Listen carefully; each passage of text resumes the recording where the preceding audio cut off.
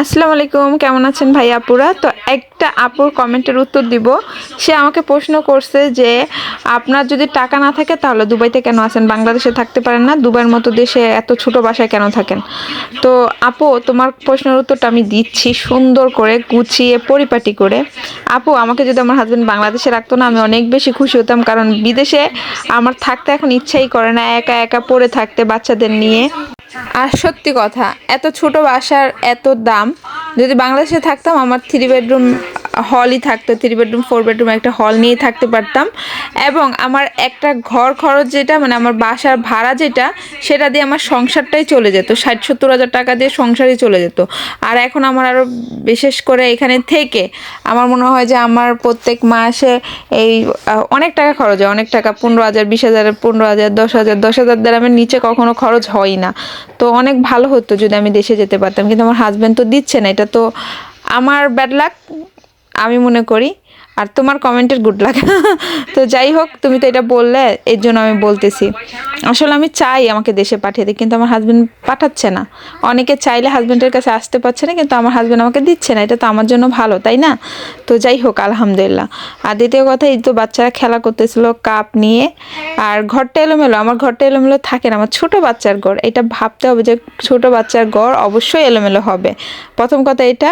আর আমি আমার 4 সন্তান, মানে আমার বাচ্চাদের পরিচয়, মানে আমি যে একটা মা, আমার মাতৃত্বের পরিচয় দিতে আমার একদমই খারাপ লাগে না। আমার কাছে গর্ব হয় যে আমার সন্তান আছে, আলহামদুলিল্লাহ।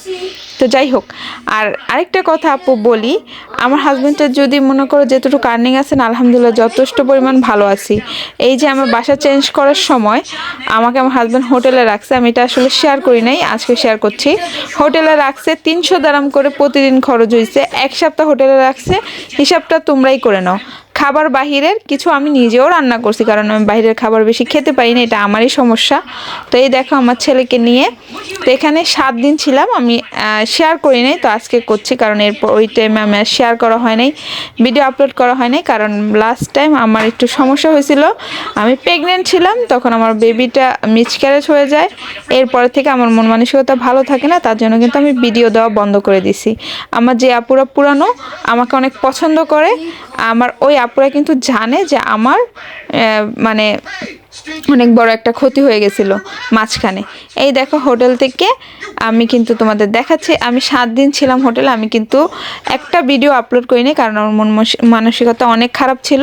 আর আমার ওই বাসাটা তাড়াতাড়ি চেঞ্জ করছি, যেহেতু এখানে একটা সমস্যা হয়েছে, তার জন্য বাসাটা চেঞ্জ করছি।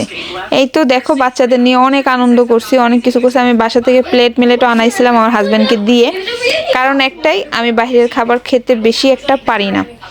তো যাই হোক, তো আমার হাজব্যান্ড যা দিয়ে আমাকে রাখছে না, তাতে আলহামদুলিল্লাহ আমি অনেক অনেক আল্লাহর কাছে শুকরিয়া আদায় করি, অনেকবার শুকরিয়া আদায় করি, হাজারবার শুকরিয়া আদায় করি, যা আল্লাহ আমার হাজব্যান্ডকে দিয়ে আমাকে অনেক ভালো রাখছে, আলহামদুলিল্লাহ। আমাদের বিপদ আপদ সমস্যা, আমার যখন বাসা চেঞ্জ করবে, আমাকে তার জন্য হোটেলে রাখছে, যেন আমার কোনো ডিস্টার্ব না হয় বা বাচ্চাদের কোনো ডিস্টার্ব না হয়।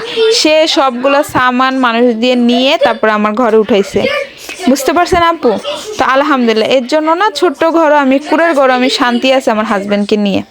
তো দোয়া করবেন আপু, আশা করি আপনার কমেন্টের উত্তরটা পাইছেন। আমি অনেক বড় একটা কমেন্টের উত্তর দিলাম, রিপ্লাই দিলাম। তো যাই হোক, সবাই ভালো থাকুন, সুস্থ থাকুন, আল্লাহ হাফেজ।